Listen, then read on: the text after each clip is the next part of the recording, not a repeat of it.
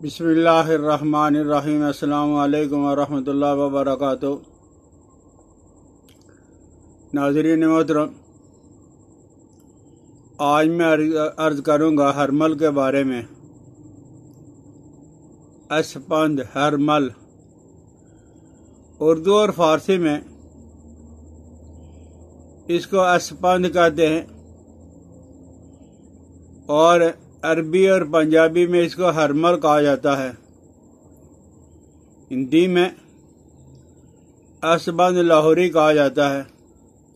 آپ نے دیکھا ہوگا بعض لوگ آگ کے انگاروں پہ کوئی چیز ڈالتے ہیں جس کی وجہ سے خوشبودار دھونی گھروں میں یا دکانوں میں وہ دیتے جاتے ہیں، اور 5-10 روپے 10-15 روپے وہ لیتے جاتے ہیں۔ اور یہ زمانہ قدیم سے یہ ہرمل کو استعمال لوگ کرتے آ رہے ہیں۔ جیسے وبا کے دنوں میں پیاز یا لہسن گھر کے دروازے پہ لٹکا دیتے ہیں، اسی طرح ہرمل کو بھی زمانہ قدیم سے جراثیم کو مارنے کے لیے اور وبائی بیماری کو دور کرنے کے لیے گھروں میں اس کو دھونی بھی دیتے ہیں، اور گھروں کے دروازوں پہ بھی لوگ لٹکاتے آ رہے ہیں۔ اور یہ مقوی قلب ہے اور محرک عضلات اور مخرج بلغم اور رطوبت، یعنی دل کے لیے، اعصاب اور پٹھوں کے لیے، اور بلغم کے اخراج کے لیے، اور اس کی وجہ سے جو رطوبات جسم کے اندر جمع ہو جاتی ہیں، جس کی وجہ سے جسم پھول جاتا ہے، تو یہ ہرمل اس رطوبات کو جو ہے وہ خشک کرتا ہے اور سکون پیدا ہوتا ہے۔ اس لیے سوزش جگر اور سوزش گردہ کے لیے بہت اچھی دعا ہے۔ اگر جگر کے سوزش کی وجہ سے زخم یا پھوڑے ہوں، اس کے لیے بہت زبردست ہے۔ جگر کی سوزش میں اگر پخانہ آ رہا ہو، اور گردوں کی سوزش میں اگر پیشاب آ رہا ہو بار بار،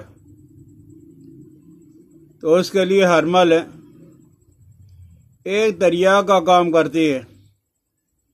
آنتوں کے رطوبات کو یہ خشک کر کے آنتوں کے کیڑوں کو یہ ختم کر دیتی ہے، چونکہ اس کے استعمال سے بلغم اور رطوبات خشک ہو جاتی ہیں اور عضلات میں تیزی پیدا ہوتی ہے۔ اسی وجہ سے قوت بار امساک میں وہ بہت زبردست طاقت آ جاتی ہے، اور ملیریا کا یہ یقینی علاج بھی ہے۔ لیکن ایک بات اپنے ذہن میں رکھنا کہ اس کو زیادہ مقدار میں کبھی بھول کر بھی نہ کرنا۔ اگر رطوبات زیادہ خشک ہو گئی، زیادہ استعمال ہو گیا، تو خون میں جو وہ تیزی پیدا ہو جائے گی، اور اس کی وجہ سے خون آنا شروع ہو جائے گا، ادرار حیض زیادہ آنا شروع ہو جائے گا، اور اسی کی وجہ سے آپ کے اندر جو وہ خون آنا شروع ہو جائے گا، سر میں شدید درد ہو جائے گا۔ چونکہ ہرمل مقوی قلب بھی ہے، اور مقوی معدہ و مقوی عضلات بھی ہے، تو یہ خون میں غلظت پیدا کرتا ہے۔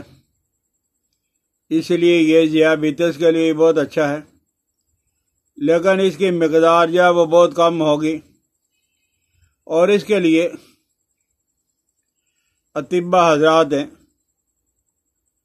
ایک دوائی بناتے ہیں، ہرمل اسپند یعنی ہرمل مال کنگنی سورنجا شیری اور گوگل اسفند ہو گیا، مال کنگنی ہو گئی، سورنجا اور گوگل، 4 چیزیں، ان کو کوٹ کر چانے کے برابر گولی بنا لو، گولی شہد میں بنا لو، پانی کے ساتھ بنا لو، اور ایک گولی صبح دوپہر شام آپ پانی کے ساتھ استعمال کر لیں تو جتنے بھی درد ہیں، جوڑوں کا درد، ارکن نسا، شیاٹیکا، اعصابی دردوں کے لیے بہت زبردست ہے، اور یہ کاسر ریاح بھی ہے، قاتل کرم شکم بھی ہے، مدیر بول و حیض بھی ہے۔ تخم اسفند کو، ہرمل کو زیادہ تقویت باغ کے لیے استعمال کرتے ہیں، دما میں بھی اسے استعمال کیا جاتا ہے، کھانسی میں بھی، فالج میں بھی، لقوا میں بھی، جنون اور نسیان میں بھی، ارق النساء میں بھی، اور یہ معدہ کو خارج اور اعضاء کو گرمی پہنچانے میں مستعمل ہے، لوگ استعمال کرتے ہیں، بہت زیادہ فائدہ ہوتا ہے، لیکن مقدار اس کی 1 سے 2 ماشا استعمال کریں۔ اس کا مزاج ہے وہ گرم بھی ہے اور خشک بھی ہے، اور یہ مقوی بہت زبردست ہے۔ تخم ہرمل جتنی آپ کی طبیعت ہے، جتنا آپ چاہتے ہو وہ لے کر صاف کر کے پیاز کا پانی نکال کے یہ تخم ہرمل پہ ڈال دیں، جب وہ پیاز کا پانی خشک ہو جائے تو دوبارہ ڈالیں، پھر خشک ہو جائے تو اس کو باریک گرائنڈر کر کے، یعنی خشک کرو گے نمی نہ رہے، باریک گرائنڈر کر کے رکھ لو، اور یاد رکھیں اس کے اندر تانبا بہت زیادہ ہوتا ہے، اگر یہ موافق آ گئے تو تانبے کا کشتہ کھانے کی آپ کو ضرورت نہیں پڑے گی، تانبے کا کشتہ بھی کہلاتا ہے اور ہرمل بھی کہلاتا ہے، اور اگر کہہ نہ آئے یعنی انسان کو جو کہا جا رہا ہے کہ اس کی مقدار بالکل قلیل، بالکل تھوڑی سی، تاکہ کہہ نہ آئے، ہضم ہو جائے، تو بے شمار انتشار لاتی ہے، تو آپ یہ اکیلی چیز ہرمل کو، اسفند کو استعمال کریں اور اس کی مقدار بہت کم ہو تو انشاءاللہ العزیز جسم کے اندر دردیں بھی کوئی نہیں ہوں گی،